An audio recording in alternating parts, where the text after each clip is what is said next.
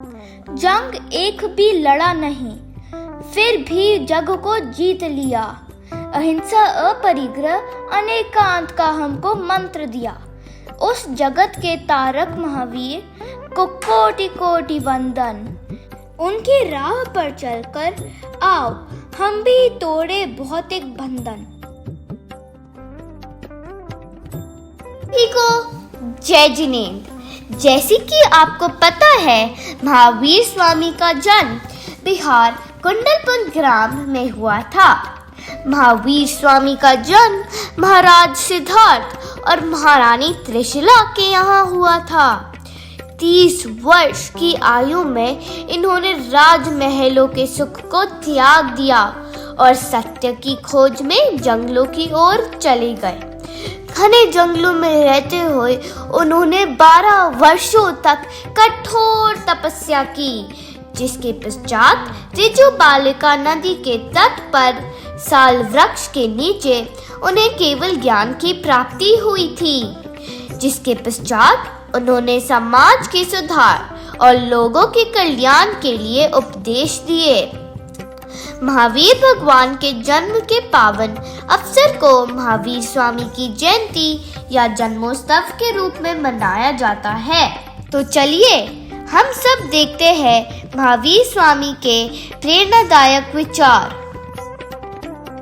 भगवान महावीर ने धर्म, सत्य, अहिंसा, ब्रह्मचर्य, अपरिग्रह और क्षमा पर सबसे अधिक बल दिया।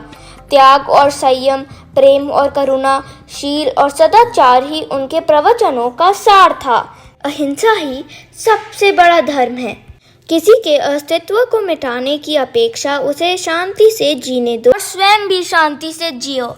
इसी में सभी का कल्याण है। इस संसार में जितने भी जीव हैं, उनके प्रति दया भावना रखो।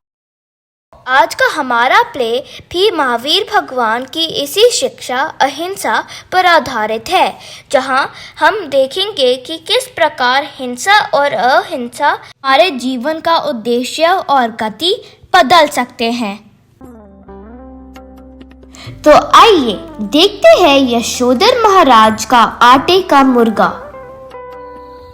यह कहानी उज्जैन के राजा यशोधर की है। एक दिन राजा रात्रि में विश्राम कर रहे थे। अचानक रानी उन्हें छोड़कर जाने लगी।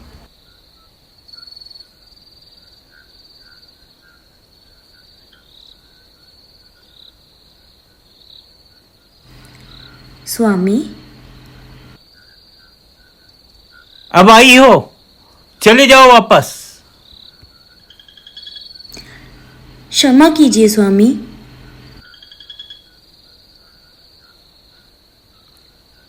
ये दुराचारी स्त्री इतनी रात को इस महावत के साथ, इसे ऐसा करते हुए शर्म नहीं आई? अपनी मान मर्यादा सब दांव पर लगा चुकी है ये औरत। मुझे इतना गुस्सा आ रहा है कि इन दोनों को मृत्यु के घाट उतार दूं। इन दोनों दुष्टों को अपने कुकर्म की सजा जरूर मिलनी चाहिए। लेकिन इससे तो सिर्फ मेरे वंश की बदनामी होगी, और मेरा पुत्र तो अभी बहुत छोटा है। उस बेचारे का क्या होगा? मुझे तो ये सब देखकर इस संसार से विरक्ति हो गई है।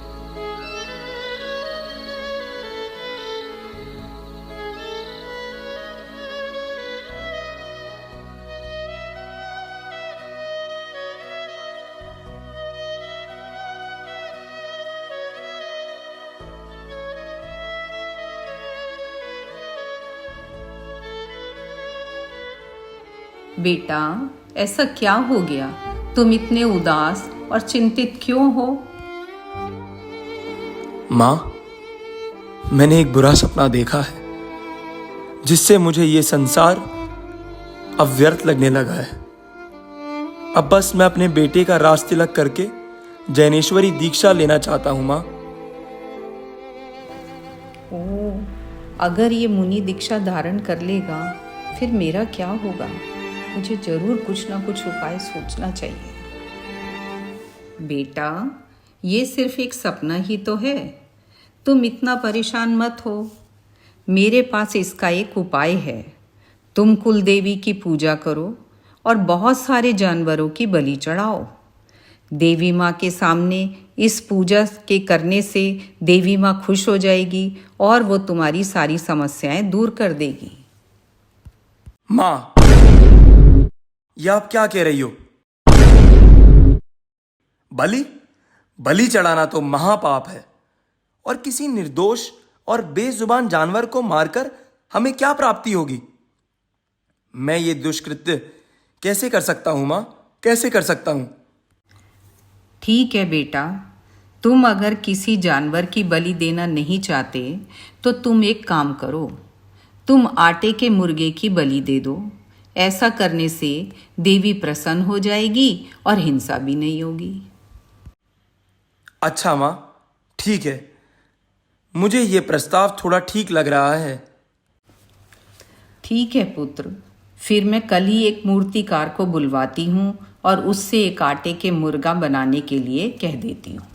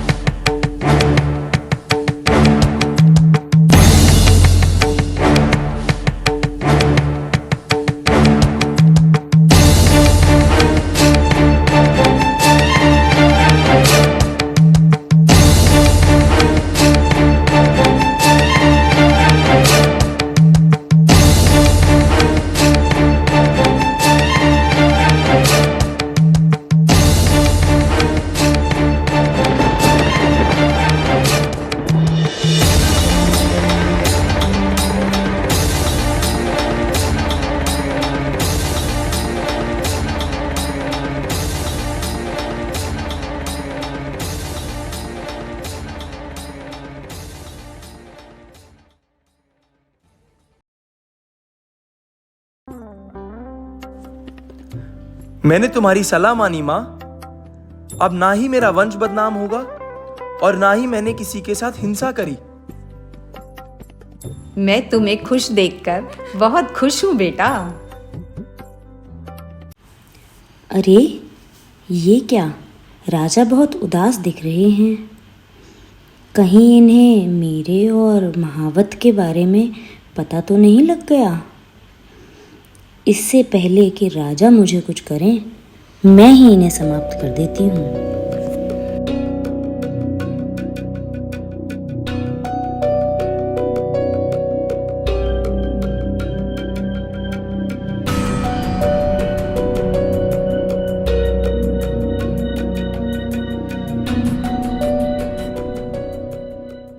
Wow! What a wonderful play! Why don't we just give them a big round of applause?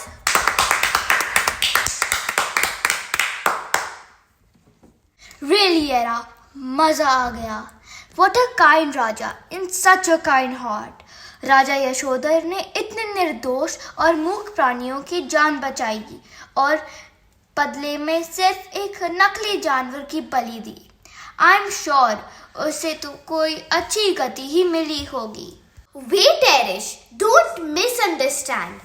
राजा ने असली बलि नहीं दी, पर उस नकली बलि में भी असली जानवर का संकल्प किया, जिससे उसके भावों में हिंसा आई ना, और भावों की हिंसा करने की वजह से वह रानी माँ का जीव और राजा का जीव अगले कई जन्मों तक तिर्यंच गति में जन्म लेते रहे और वहां से असंख्य दुख भोगते रहे.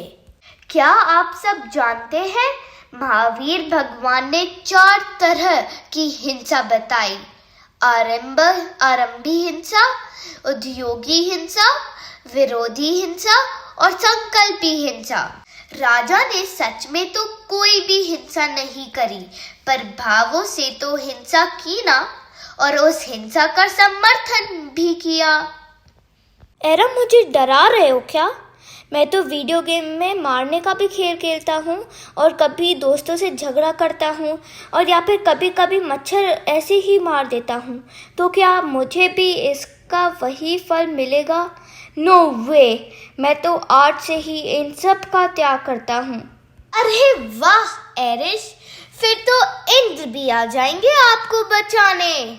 ठीक है एरा, मैं समझ गया कि आप मुझे क्या बताना चाह रहे हो। चलो तो सबको बताते हैं कि किस तरह एक छोटे ही अहिंसा व्रत ने यमपाल चंडाल की जिंदगी को नया सूत्र दिया।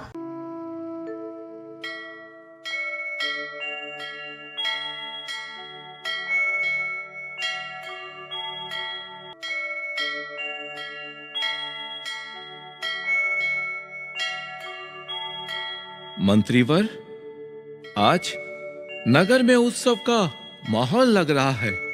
जगह जगह मंदिरों के घंटे की आवाज सुनाई दे रही है। आज क्या बात है? राजन, कल से अष्टानी का पर्व प्रारंभ हो रहा है, इसीलिए जिन मंदिरों को सजाया जा रहा है। अष्टानी का पर्व, ये तो महान पर्व है। मंत्रीवर, जिन मंदिरों के शिखरों पर नवीन केसरीय पताकाएं लगाई जाए, नगर श्रेष्ठियों को सूचित कर दीजिए कि वे अपनी हवेलियों को सजवाएं। नंदीश्वर महापर्व को पूरा नगर खूब धूमधाम से मनाए। जो आज्ञा महाराज। और सुनो, अष्टानिका महापर्व में अनेक सांस्कृतिक कार्यक्रमों के अलावा सिद्ध चक्र महामंडल विधान कराया जाए तथा विधान के उपरांत भगवान जिनेंद्र देव की भव्य रथ यात्रा निकाली जाए। ऐसा ही होगा महाराज। और सुनो, सबसे महत्वपूर्ण बात, इन पवित्र दिनों में नगर में किसी भी तरह से जीव घात न हो। मांस विक्रेताओं के प्रतिष्ठान बंद रहेंगे। मेरी आज्ञा का कठोरता से पालन हो। राजाज्ञा का उल्लंघन दंडनीय होगा। राजन, आपकी आज्ञा इसी क्षण सारे नगर में प्रसारित की जाएगी। महाराज की जय हो।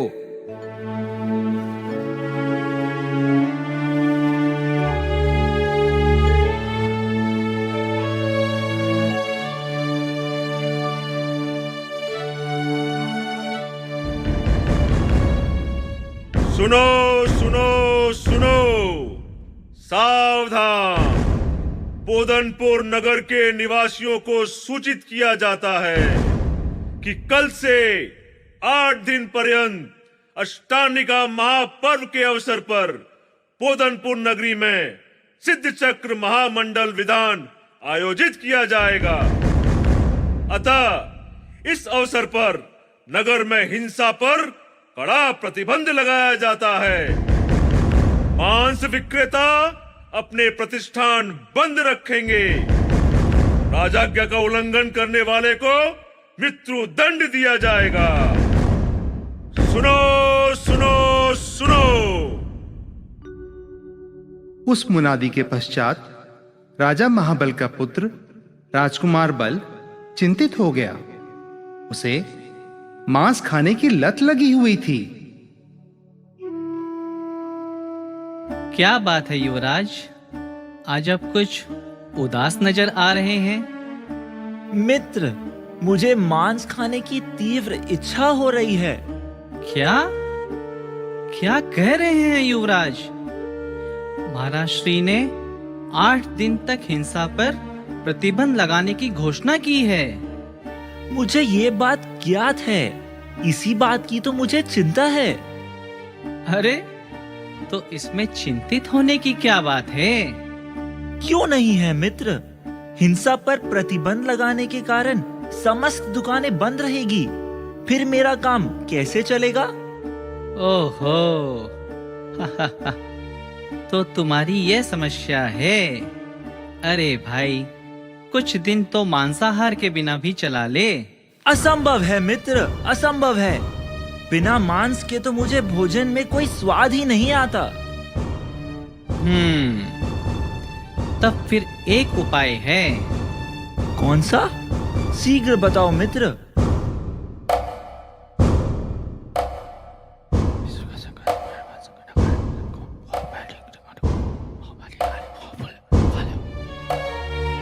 समझ गए ना? हाँ हाँ मित्र, समझ गया।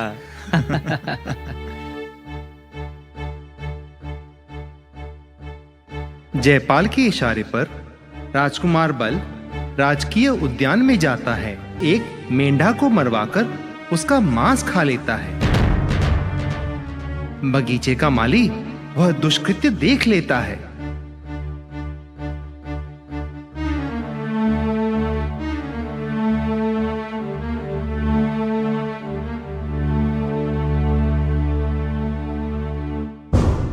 सुनती हो? अरे आज मैंने जो देखा उसे बयान करते हुए मेरी जीवा कांप रही है। क्या हुआ जी? ऐसा क्या हुआ जो आप इतना डर रहे हैं? अरे मैं डर नहीं रहा। हमारे राजा जी हमारे राजा जी कितने दयालु हैं, जिन्होंने अष्टानिका पर्व में हिंसा पर प्रतिबंध लगा दिया है। हमारे राजा तो सचमुच दयावान हैं, पर उनका बेटा युवराज बलकुमार बड़ा ही लोलुपी दुराचारी है। धीरे कहिए, किसी ने सुन लिया तो? सुनने दो, मैं किसी के डर से सत्य कहने से नहीं चूकता। क्या हुआ जी जो आप इतना आग बबूला हो रहे हो? उस दुष्ट राजकुमार ने राजाज्ञा का उल्लंघन कर अपनी रसना की पूर्ति के लिए एक निरपराध मेढे को मरवा के खा लिया। मैंने अपनी आंखों से देखा है। राम राम, यह तो बहुत ही बड़ा अपराध हुआ है। हाँ, अगर साधारण प्रजाजन ऐसा करते तो राजा मृत्युदंड दे देते, पर अपने बेटे के विरुद्ध क्या न्याय कर पाएंगे? इसलिए भाई मैंने तो किसी से कुछ नहीं कहा। हाँ, बात तो आप ठीक ही कह रहे हैं। माली, मैंने तुम्हारी सारी बातें सुन ली हैं। चलो मेरे साथ राज दरबार में चलो।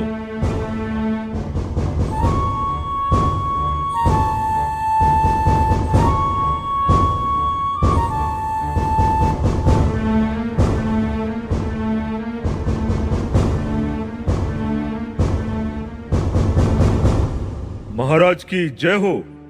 कहो, क्या समाचार है? क्षमा करें महाराज, राजकीय उद्यान से एक मेढे को मारकर खा लिया गया है। क्या? किसने किया ये? महाराज, मेढे को मारकर खाने वाला और कोई नहीं, स्वयं राजकुमार हैं। गुप्तचर, तुम जानते हो क्या कह रहे हो? क्या सबूत है तुम्हारे पास? महाराज, राजकीय उद्यान का माली इस बात का साक्षी है। माली, कहो, क्या ये सच है? क्षमा करें महाराज, ये बात बिल्कुल सच है महाराज। मैं पेड़ पर बैठकर पके फल तोड़ रहा था, तभी देखा कि राजकुमार आए और मेढे को मारकर कच्चा ही खा गए। हे भगवान, हमारा पुत्र और इतना घृणित कार्य। पर हम न्याय करेंगे, अवश्य न्याय करेंगे। हमारी नजरों में प्रजा और पुत्र में कोई अंतर नहीं है। राजा की आज्ञा का उल्लंघन मृत्युदंड है। मंत्रीवर, चंडाल यमपाल को हमारा आदेश पहुंचाया जाए और राजकुमार को आज ही मृत्युदंड दिया जाए। ये हमारा आदेश है। महाराज महाबल की जय। महाराज महाबल की जय। महाराज महाबल की जय। आज चतुर्दशी का दिन है। यमपाल चांडाल होते हुए भी चतुर्दशी के दिन जीव हत्या नहीं करता। उसने चतुर्दशी के दिन जीव हत्या नहीं करूंगा ऐसा नियम मुनिराज से लिया है। एक बार सांप के डसने से उसे मृत समझकर शमशान में डाल दिया गया था, जहां एक सर्वौषधि रिद्धि के धारक मुनिराज के शरीर की वायु से वह पुनः जीवित हो गया था। इसलिए उसने मुनिराज के सामने यह नियम लिया था कि चतुर्दशी के दिन जीव हत्या नहीं करूंगा।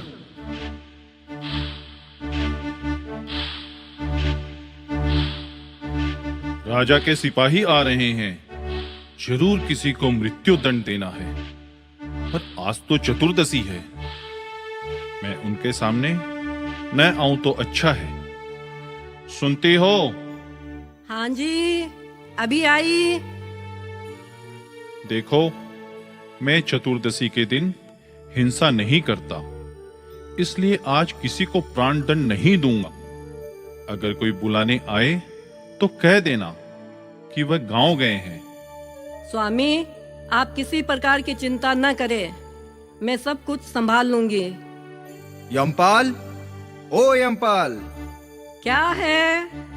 यमपाल कहाँ है? उसे राजा ने बुलाया है। वे तो गांव गए हुए हैं। अरे, वास्तव में यमपाल अभागा है, जो उसे आज ही गांव जाने की सूझी। आज राजा के पुत्र को मृत्यु दंड देना था। आज तो उसकी जन्म जन्म की दरिद्रता दूर हो जाती। राजकुमार के स्वर्णमयी आभूषण, अलंकार, बहुमूल्य वस्त्र उसी को मिलते, पर वह तो भाग्यहीन निकला। वस्त्राभूषण का नाम सुनते ही चांडालिनी के मुंह में पानी भर आया। वह अपने लोभ के सामने अपने स्वामी का हानि लाभ कुछ नहीं सोच सकी। वह रोने का ढोंग बनाकर कहने लगी, हैं? सचमुच? लेकिन वे आज ही गांव गए हैं। सैनिक चांडाल की पत्नी का इशारा समझ लेते हैं और चांडाल को बाहर निकालकर मंत्री के सामने लाते हैं।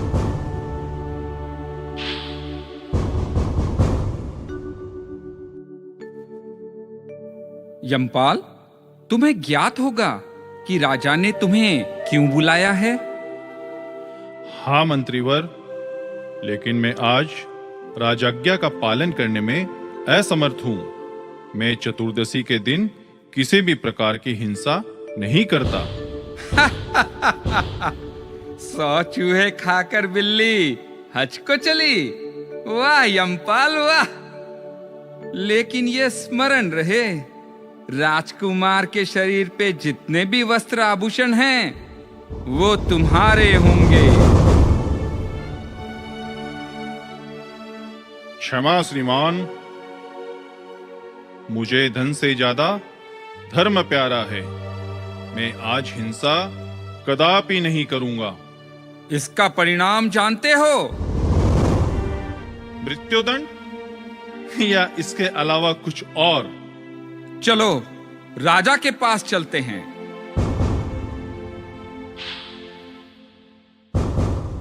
यह सुनकर नौकर लोग उसे राजा के पास लेकर गए। वहां भी उसने वैसा ही कहा।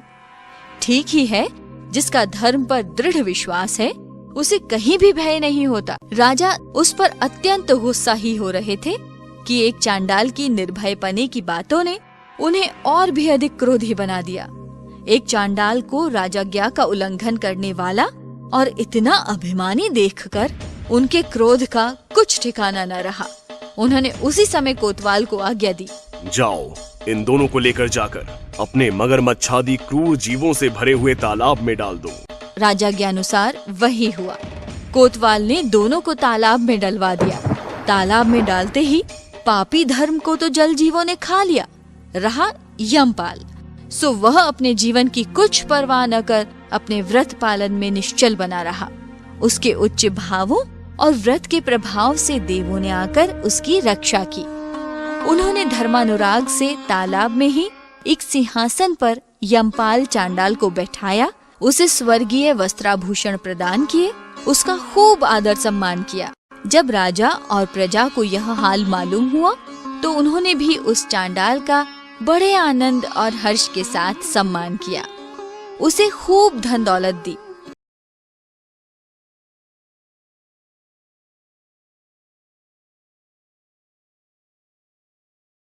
तो देखा आपने, यमपाल भले ही चांडाल था, पर उसके हृदय में जिन धर्म की पवित्र भावना थी, उसने सम्यक दर्शन प्राप्त किया था, इसलिए देवों ने भी उसका सम्मान किया। इसी तरह हम भी अपने नियमों में दृढ़ रहेंगे तो हमारा भी कल्याण होगा। जय जिनेंद्र।